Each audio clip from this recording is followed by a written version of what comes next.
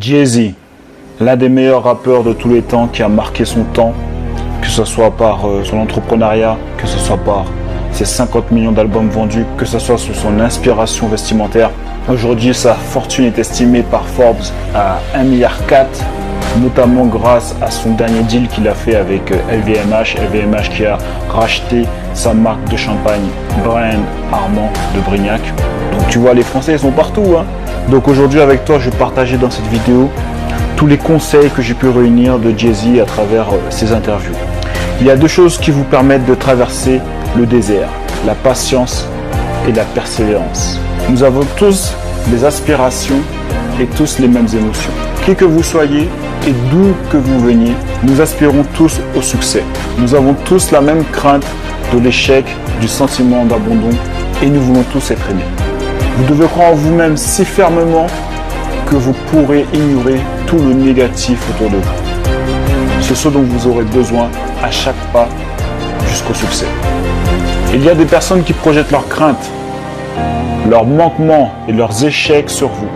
Vous devez faire très attention avec les personnes qui vous disent que vous ne pouvez pas y arriver. La plupart du temps, c'est parce qu'ils ont essayé, mais ils ont échoué. Ou bien qu'ils doutent de leur propre capacité à le faire. Donc en vérité, il ne s'agit pas vraiment de vous, mais de leurs propres sentiments et craintes intérieures. Vous devez donc être fort et persévérant pour croire en votre capacité de tout accomplir. Mon oncle me disait que je ne vendrais jamais 1 million de disques. Il me disait, mais tu es fou, comment vas-tu faire? Pourtant j'ai vendu 1 million de disques 50 fois. Il y a des choses que je fais aujourd'hui que mon oncle n'aurait jamais cru que je parviendrais à accomplir. Pourquoi? Parce qu'il projetait ses craintes sur moi. Tous les hommes sont des génies, doués de talent dans un domaine donné. Il n'y a pas d'élu. Dieu donne à chaque personne des talents et il vous suffit de les découvrir puis de les exploiter. Je fais constamment preuve de curiosité et je cherche toujours à évoluer en tant que personne. Je m'efforce d'apprendre de moi-même, de découvrir mes erreurs, ce que je n'aime pas et toutes les insécurités avec lesquelles nous luttons. Les gens vous regardent bizarrement et disent que vous avez changé. Comme si tous les efforts que je fournis sont pour rester le même. Il y a une raison pour laquelle je fais tout ça. La plupart du temps, les gens autour de vous changeront, commenceront à se comporter différemment avec vous à cause de votre succès. Même si vous changez, le cœur de votre identité reste le même.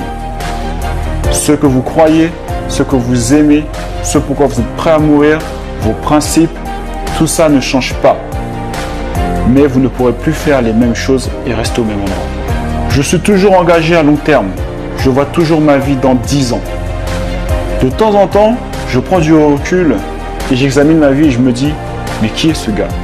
Si vous m'aviez dit il y a 20 ans à quoi ressemblerait ma vie d'aujourd'hui, je ne suis pas sûr que je vous aurais cru.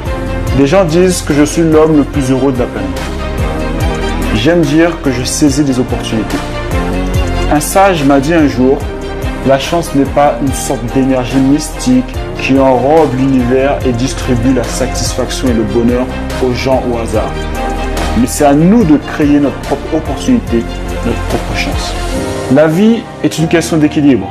Vous avez besoin d'un certain type d'équilibre, de trouver le temps pour travailler et pour vous amuser. Et si vous ne trouvez pas la place pour ces deux choses, vous serez déséquilibré. Ce n'est pas facile de faire face à toute cette pression pour réussir.